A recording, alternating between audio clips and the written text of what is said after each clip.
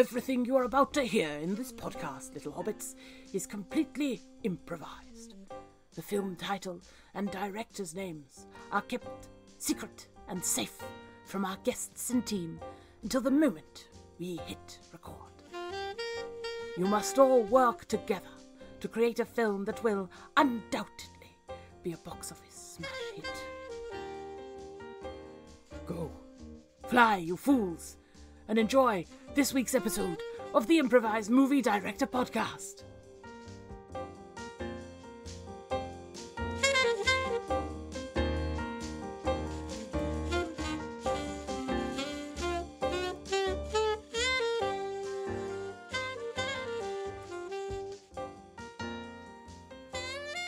Jackson said, "What I don't like is pompous, pretentious movies. One does wonder why he keeps making them. I've never been one for pretentiousness. I am who I am. Live, laugh, love. You can put that on your wall if you like. Today's director lives, laughs and loves, and you see that come through in their films. I'm Martina Minnow, and I'm joined today by Gabby Ball, director of Animal Farmageddon. Welcome, Gabby." Thank you very much. And can I say, Martina, can you please call me Gabs? I feel much more comfortable when people call me Gabs. Absolutely, Gabs. I do love it when guests let me get frightfully familiar. Well, I just want to say, Martina, I'm an absolute fan of your work, and it really is an honour to be here. Oh, well, I'm a fan of yours, Gabs. Oh, I already know this is going to be delightful. An Animal Farmageddon? My goodness. I loved it. It was thrilling, it was intense, it was moving, it was everything I want from a film. Well, thank you very much, Martina. You know, I do try and put a bit of my soul into everything that I do, and I feel Animal Farmageddon, it really pulled together lots of elements of my personality. I'm very proud of it. Rightfully so, Gabs, rightfully so. Now, obviously, I watched it the moment it was released, but for our listeners who may not yet have seen it, what happens? What's it all about? Well, as you know, there's lots of animals in the film. And there also happens to be an Armageddon. There's lots of explosions. There's lots of little fluffy rabbit tails. And there's lots of love. There's romance. I couldn't possibly make a film that doesn't have a bit of love in it. That, for me, that's really the crux of life. And you know, I do regret what happens to some of the characters. I don't want to give too much away, but I do regret some of the characters' journeys. But I feel as though each of them teach us something about ourselves and teach us something about life. Absolutely. And I really liked the opening sequence of this film. We see life on the farm. We see the power dynamics between these animals. Who's in charge? Who's rising to the top? Who's on the fall? Who likes whom? We see it all on the farm. A real eclectic mix of animals and accents and power dynamics really sets the scene, I felt. Let's cut to.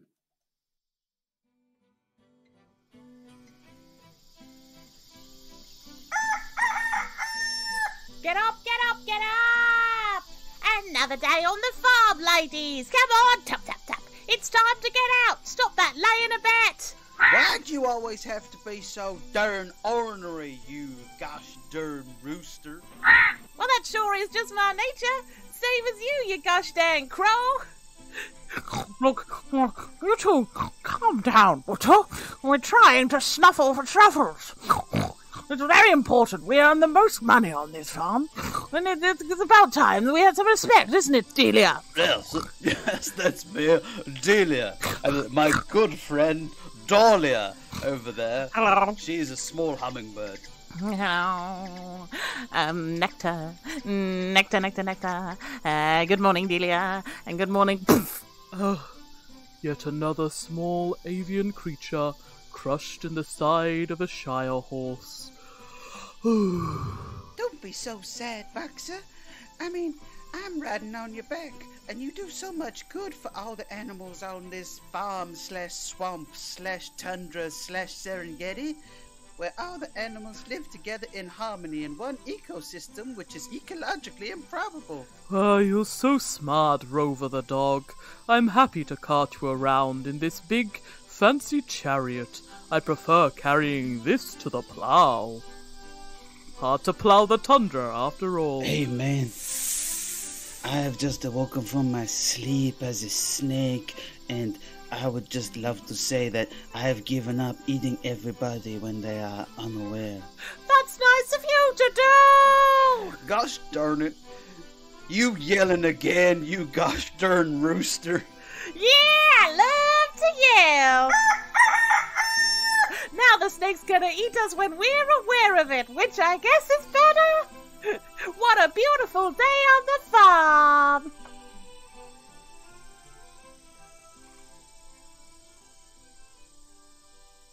Another beautiful day on the farm. Such an array of creatures and, as you say, ecologically improbable, but cinematically wonderful, I felt. Yes, I wanted to represent a wide variation of society, and I feel I did that not only with the animals, the many animals, and also the wide variation in accents. Yes, yes. And it wasn't without peril, you know. At the start, I thought, oh, this is very twee, isn't it? And they're all on the farm, they're all getting along. But actually, there's some undercurrents of discontent. We see the truffle snufflers starting to think we earn the most on this farm. We should be recognised for our earnings. And I thought, that's the top 1%. I see that. I'm no stranger to metaphor. We see Dahlia, the hummingbird, snuffed out in the side of a shire horse because life is short. Nothing is guaranteed. So I saw those motifs, Gabs, and I thought this can be hard-hitting. Yes, that was my intention. I didn't want it to be just a twee film about animals, as you say. I wanted it really to be political, a political statement. Those truffle snufflers, they really do rule the roost, if you'll excuse the expression. I do like to have some fun with puns. And with wordplay, which I think is more accurately what that was there. I also, people said to me when I was making this film, they said, Gabs, farms, hummingbirds, really? And I said, yes, hummingbirds on farms, and a very stereotypical Southern American accent for the rooster. Thank you very much. And the critics, they loved it. They're raving. Well, I don't blame them. And you know what? You should always follow your heart. I can tell you're the kind of director not afraid to ruffle a few feathers. And I'm really grateful for this film. I found it very inspiring. It reminded me a lot of what's happening in society right now. The politics, the division. I thought it was very on point. One of my favourite scenes from the film is where we start to see the division show. We've got the truffle snufflers on one side, and then we've got the very earnest, community-spirited animals, the rooster, Rover the dog, the shire horse, and they just want harmony. They don't understand where this is coming from, and we see a bit of tension crackling between them, and I thought, Gabs, does this draw on any of your own tensions in your own life? Martina, if you have done your research, which I believe you have, as you are an exemplary journalist, you will know that I'm recently divorced. And I pulled from this in my material. I don't think I would be able to make a film that didn't reflect my own life in some respect. And whilst I wish my ex-husband all the best publicly, in my work, I feel it comes out in ways that only my subconscious can truly express, and the disagreements, they are ongoing, and for those purposes, I would like to say that any similarities between any of the characters in the film and my ex-husband are purely coincidental, despite what I've just said to you. Look, I've been divorced 3 times, and it doesn't get any easier, unfortunately. However, I know, Gavs, that a bigger and brighter future awaits you, because this film, although bleak at points, it's real. Yes, yeah. There is hope, and I see that. And I see that for the film, and I see that for you as my friend. Let's cut to this sequence now where we see the cracks starting to show on the farm. It starts little. It's the little things in life, isn't it? but you see that they're bringing something much more seismic to the farm. Let's cut to.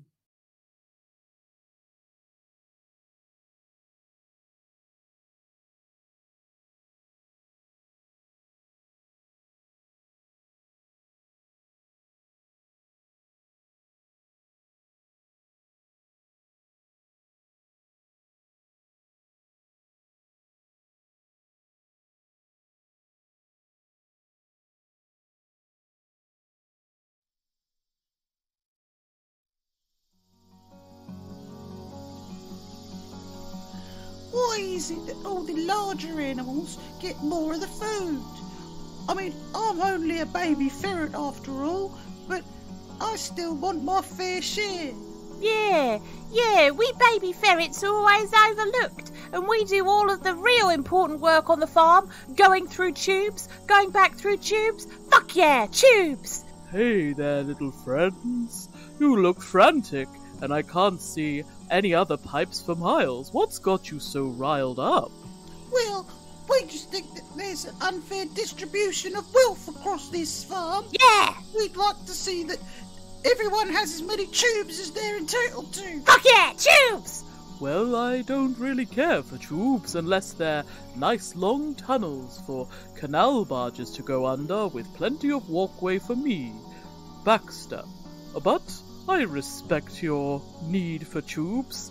We should take this to the Council of Animals. Here, Delia, Wells? are you done snuffling truffles for now? Is one ever done snuffling for truffles? That's the real question. Not that he'd know. Oh, well, that's quite personal. Here, the baby ferrets wanted to propose something. Go on, here, get on my back, so you can see eye to eye with these absolutely fucking massive pigs. They're so huge. I can't believe I never verbally acknowledged it. But there's a lot of things I don't talk about that I should. I guess at the end of the day, it's because I'm a small man. Yeah, I mean, although when we first met you, you seemed to be an incredible workhorse and someone to aspire to and spend lots of time with, you're actually a scumbag. You're just a scumbag who's not worth anything. Yeah, and fucking scumbag! We're going to boil you down for glue the moment you blink. Yeah, big glue, bastard, big glue! Oh, well, that's fair. I deserve it. I never treat people I'm involved with respect, and I refuse to pick up my dirty horseshoes when I leave them in the hall. I'm sorry to bother, but is this particularly relevant to the proposal of tubes? We've got snuffling to do. Anyway, back to the tubes. Kneel down, you scumbag. Yeah! Very well. I love to be in the mud. It's what I deserve. Squish me in further. We want an equal amount of tubes, and we want some of your truffles, even though we didn't snuffle them. Yeah, give us truffles! Well, that seems most unreasonable. I mean, we snuffle these truffles because they're delicious, and then obviously we sell them on, and that's how we have so many diamonds in the sty. I say, is he dead? No, because you can't kill a cockroach. That's what I always say. Yeah, fucking cockroach! This is unreasonable. I have no time for this. Delia, show them the door to the sty. Yes, here's the door. I will open it. It needs oiling, though. Alright, we're going to leave, but we'll be back. Yeah, we'll be back for your fucking tubes! Yeah, let's go.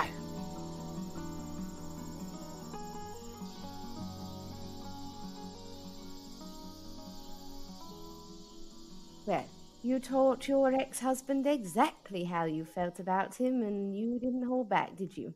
Well, as I mentioned before, Martina, any similarities to my ex-husband is purely coincidental, but he is a big fat fucking pig, and I really wanted to make sure he knew that. And the death, the drowning, the near drowning, is merely the start of my feelings about him. Of course, and it's purely, as you say, not representative of your ex-husband, but all ex-husbands.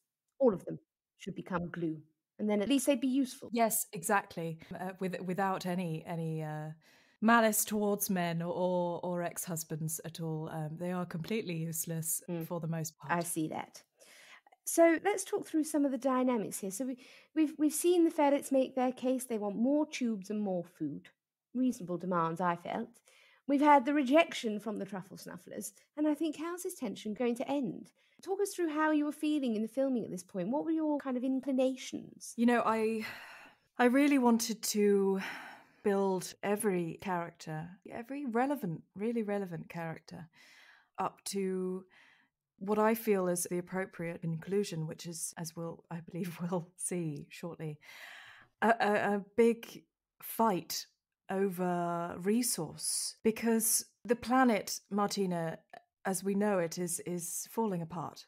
There are literally chunks of it flying into space. And that's sort of what I was trying to represent with the animal chunks. And again, I don't want to give anything away about the film. I do want viewers to experience it.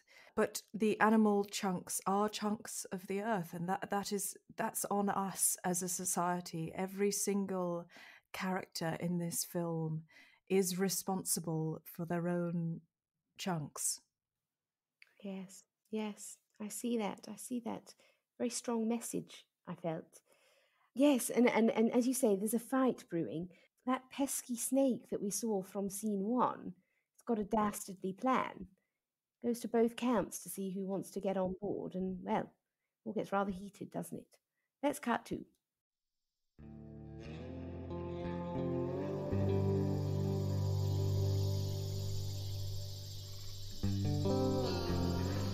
So, are you guys in, or are you guys out from my dastardly plan? Well, I have to say, it's quite a good plan, to be honest. Tilly, how do you feel about this viperous bastard's intentions? Well, I think it's a capital idea. Rather than snuffling truffles, we'll just eat all the small ones. Yes, delicious, and hopefully our guts will distill them into small gemstones. Wouldn't that be great? I don't know if it'll happen, but fingers crossed, or truffles crossed, as it were. But won't this have the problem of who will do all the small things once they're all devoured? Oh, yes. I suppose there are gutters to be cleaned and small ticks to be picked off the back of Baxter, or at least his corpse now, and, all sorts of other small jobs. Who will make the tiny breads?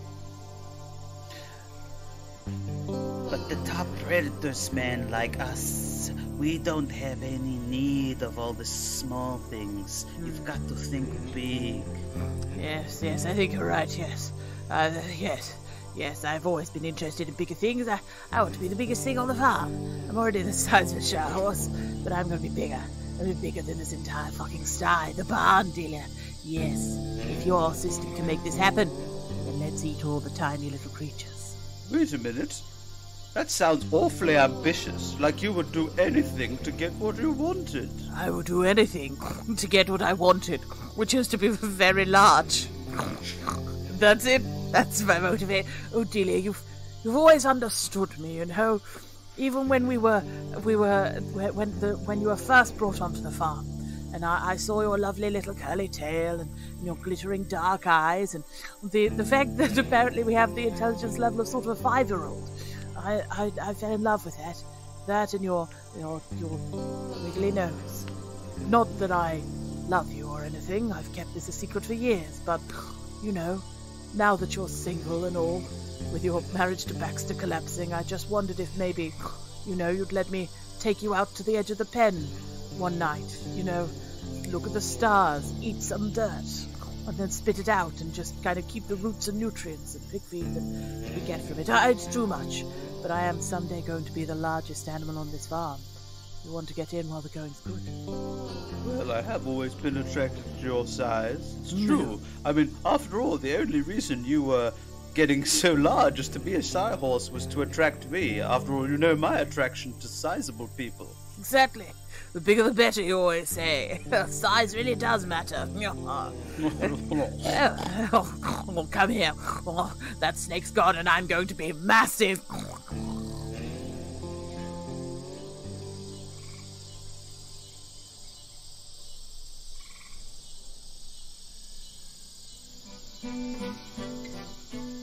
So So you're saying that if we eat all the big creatures, then we will rule the roost? Yeah, that's what I'm saying. I mean, after all, we can eat them from the inside out. For what is a mouth other than a big tube?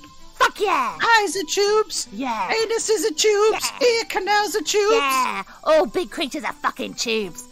Well, I can't say in my time as a rooster that I've ever heard anything quite like this on me. Oh my! I mean, I'm up for it. What do you girls say? Should we eat the larger creatures from the inside? I'm a worm, and I do that anyway when they're dead. Let's follow the example of the worm.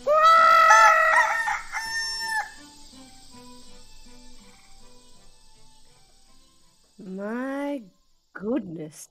So many metaphors I could barely move. So we've got the big creatures planning to eat the small creatures. Then we've got all the small creatures planning to come together to eat the big ones from the inside out, like worms do. Meanwhile, Dastardly Snake, absconding from any kind of activity, just watches on and waits for the carnage to ensue. Much like a Tory government, I felt. Yes, exactly, Martina. That's exactly what I was going for. Tories. Yes, and I really wanted to get the audience off the scent, because I feel up to that point you really do believe that the snake would be the one that wants to eat everyone, having expressed that quite early on. And actually, he happens to be the most passive, and it's all the other animals that want to devour each other from the inside out. It just comes down to society and what we're becoming and how we take a sort of perverse pleasure in destroying each other when really we should be holding each other. Yes, that snake. That snake is the passive observer in all of us. That feeling of schadenfreude when we see people at their lowest and we do nothing. We watch. Sometimes we laugh. It made me really self-examine. Made me think, I need to engage more with society. I need to stop laughing when my rival Rowena Rowe falls flat on her face in an Asda car park. Imagine, Asda. But I don't know. No.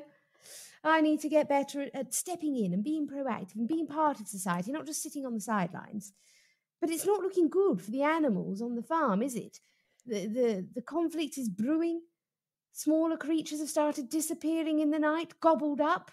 Bigger creatures are waking up, chunks of them missing. It's all getting rather gory. But then one animal steps up to be the hero that unites them all. How did you decide? How did you decide which of them you were going to put into this role? That's a tough question, Martina. When I was writing this, I was really trying to understand myself after my divorce and deciding who the hero was in the story. It came down to that self-exploration, and the one that I feel most like is by far the Shire Horse. They just want to get bigger, and that's how I feel about myself. I want to gather everything around me and devour it and become a hideous monster of greatness, and it is the Shire Horse that saves the day. Yes, which I thought was an interesting redemption arc, given that we've pitched him as your ex-husband. I thought, my gosh, she is so forgiving to take him from the lowest of the low, slathered in mud, to being the hero. And I really appreciated the self-examination there. To quote my favourite band, the M People, you have to search for the hero inside yourself. Search for those secrets you hide. Let's cut to the moment the Shire Horse brings order to a world of chaos. Animals ripping chunks out of each other. Carnage. The farmer has absconded from the farm. It's wildly out of control. There's a storm outside. Only one animal can bring them together. Let's cut to.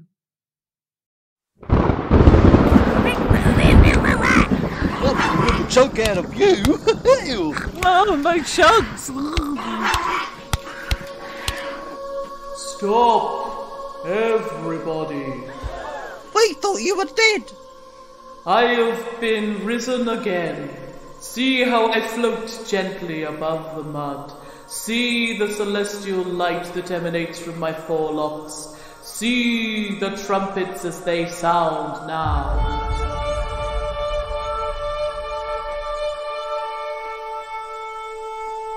Beautiful.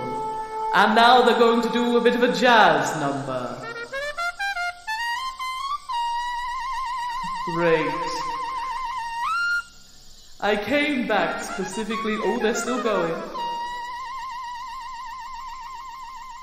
There. Well done. Nicely done. Yes, sir. Thank you, angels. I came back to tell you what I learned on the other side. A near-death experience and a huge amount of suffering pushed me to introspection. It made me consider the relationships in my life, the way I've mistreated people, especially my lovely ex-wife, Gabriella, who I still love. And now I'm totally jacked as well. I'm a jacked as fuck angel horse, and I want you back, baby. But in order to do this, I have to bring peace to the rest of the farm. So I say to you, friends, put down your weapons, take out your biting teeth, and put in your listening teeth. I say to you that the purpose of the animal kingdom is not to bite chunks for ambition. It is to love each other for the greater good, and also for my beautiful ex-wife who was right all the time, Gabriella. My. If that wasn't a call to live, laugh and love, I don't know what is. It's beautiful. It makes me cry every time I see it. Especially the reference to the listening teeth. I really had to dig deep for that. And I believe we all have listening teeth, wisdom teeth and listening teeth. I just want everyone to really listen with their teeth. Me too, Gabs. And I hope Mr. Ball was listening with his listening teeth. And he can see what he did, the harm he caused, but the journey he could go on to be a better man. I hope you get a call from Mr. Ball at some point, Gabs. And I hope you get the closure that you so clearly do need. Thank you so much for your concern and your sympathy, Martina. Always, Gabs, always. I've been there. Thrice. It's not easy. You've turned your pain into a smash hit, and for that, you have my lifelong admiration. So, Gabs, we see the farm animals reach a conclusion. They find a way forward. They find some harmony. In the closing sequence of the film, we see them living life on the farm. The farm is gone now. The usual power structure is dismantled. They've formed a new type of society, and it's quite radical, actually.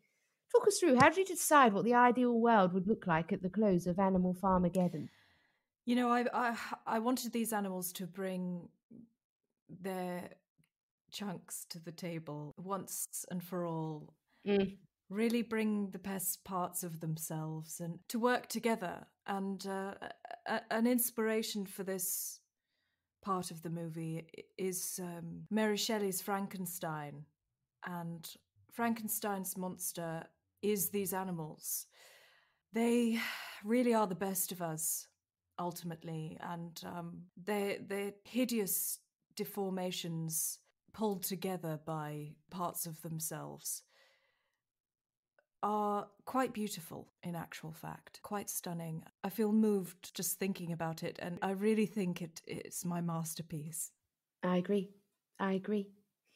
Let's cut to that closing sequence now where we see the animals working together despite their imperfections. Those things actually make them stronger. Here we go. Here's the closing sequence to Animal Farmageddon. And if it doesn't inspire you to live a better life, then we've obviously not watched the same film.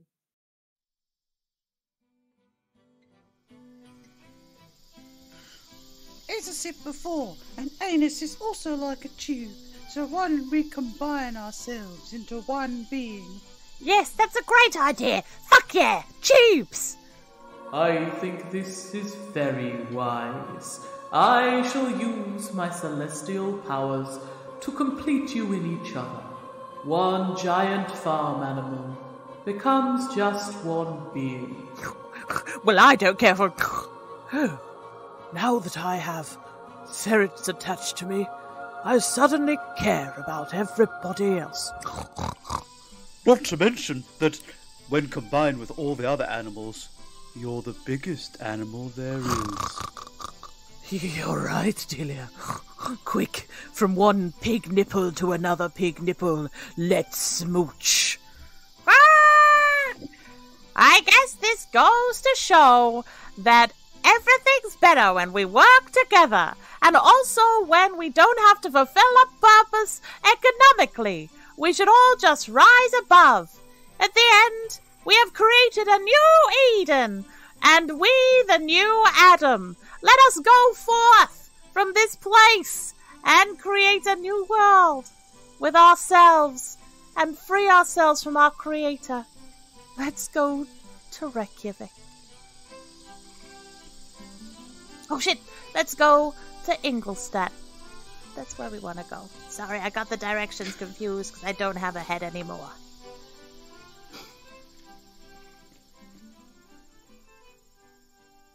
And just like that, they all lived happily ever after. Wonderful. Gabs, what a piece. What a moment. Thank you.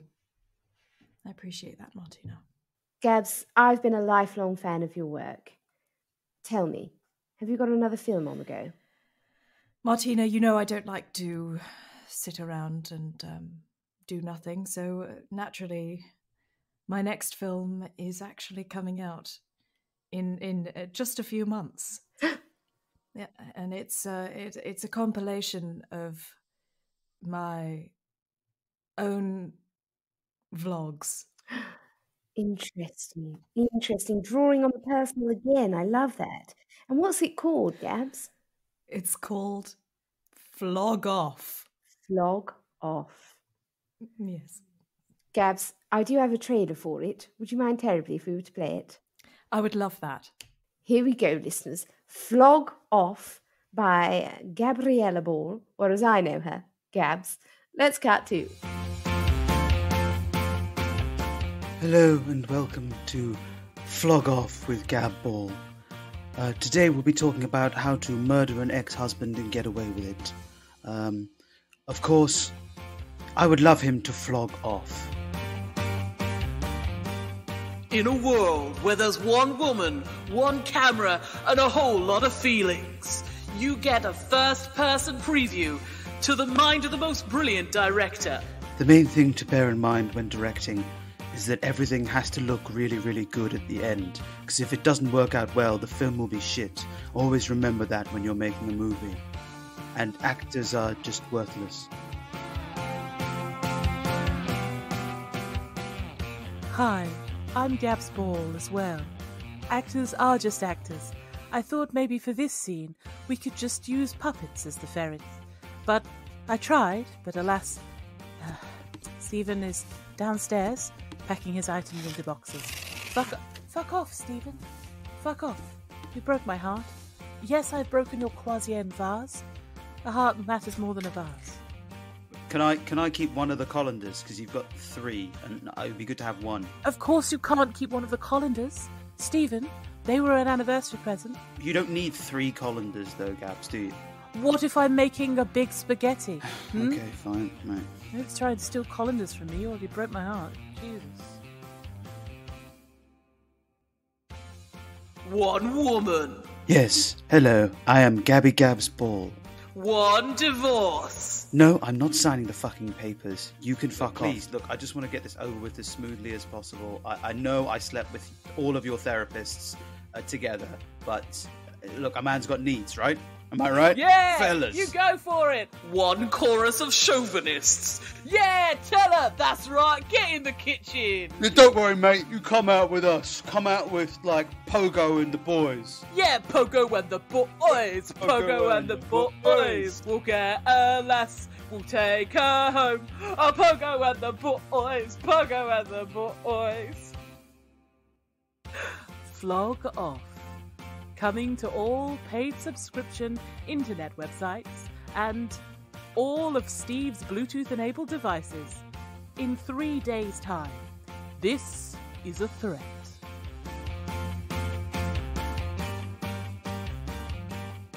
actually met Pogo. He's quite the lad. Mm. Well, Gabs, I can see this will go from your heart to mine. It's deeply personal and very brave of you to put this out into the world. Thank you, Martina. I do hope it will help all of those lads come to their senses. And I see in you, Gabs, that you are someone who wants to support people. So, do you have any final words of wisdom for our listeners? Look after your chunks, people.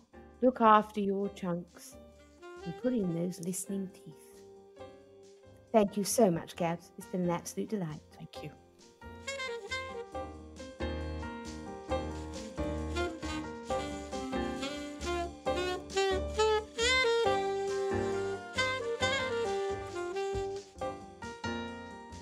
The Improvised Movie Director podcast featured Sabrina Luisi as Martina Minnow, with resident improvisers Vicky Hawley and Rory Vieira, with special thanks to today's guest, Liv Long. IMDp is produced and edited by Steve Tanner. Theme music by Matt Brown and Johnny Griffiths.